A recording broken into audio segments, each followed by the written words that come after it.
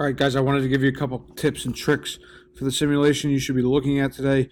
Sorry, I am out today. I am over at the district offices. If you have any questions, please reach out to me on Schoology, and I will be more than happy to answer them. All right.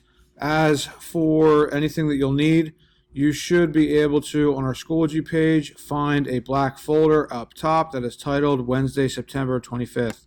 Inside that folder, you're going to see this video posted right here. All right, this is just a fake link for right now, and I'll change that once everything is all finished up here. Okay, we have our second link here for the States of Matter simulation. That'll take you to a screen that looks like this. And then we have a page. Lastly, as we finish early, you can look in here. Okay, couple comments.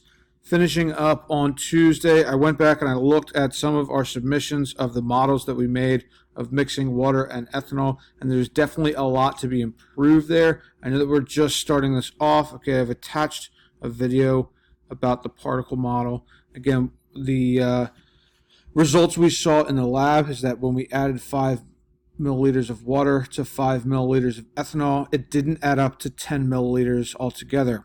Okay, so we want to try and use the particle model to show us why that happened. Again, this is if we finish early, and I anticipate that we will, but I also anticipate that we're not going to give the substitute any issues. I've let him know there's a couple students that I might wonder about as I'm out. With that being said, you should have received from the substitute a short packet up top. Says States of Matter Simulation Lab. This first page is for you to predict. Again, we are sort of making a hypothesis, something like that. I want to make a diagram of the models of the 3 different states of matter. So I'll be looking at solids, liquids, and gases.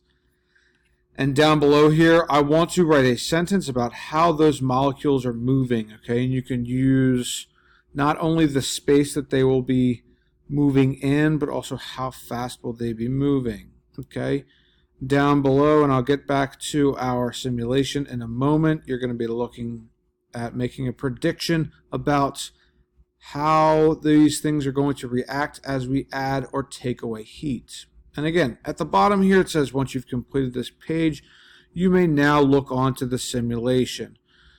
Before I get off of this page, again, we'll see that everything is laid out in our folder that says Wednesday, September 25th. We have that link that will take us to the simulation, and the directions here should be pretty straightforward.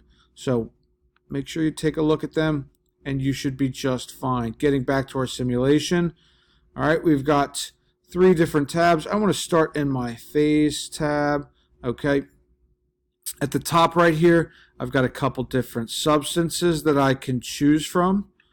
I've got neon, argon, oxygen, and water. I can choose a couple different states for them to be in. I can change my temperature.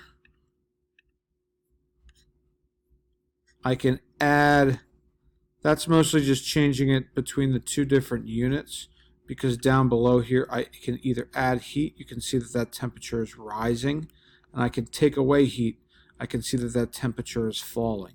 All right, that's about all you're going to be able to change on this tab. You may get to a point where you want to start looking at the phase changes. Okay, the only really different thing here is that I can add particles with my pump, and I can apply pressure with the finger up top. All right, but I'm getting to my 5-minute mark, and that really covers most of the tips that I wanted to give you for that. So again, I'll be at the district all day. If you have any questions, reach out to me on Schoology. Again, if you should find yourself finishing early, there's some supplemental activities that go along in the end of our folder. Look back at what we were working on Tuesday, and I'll see you guys tomorrow.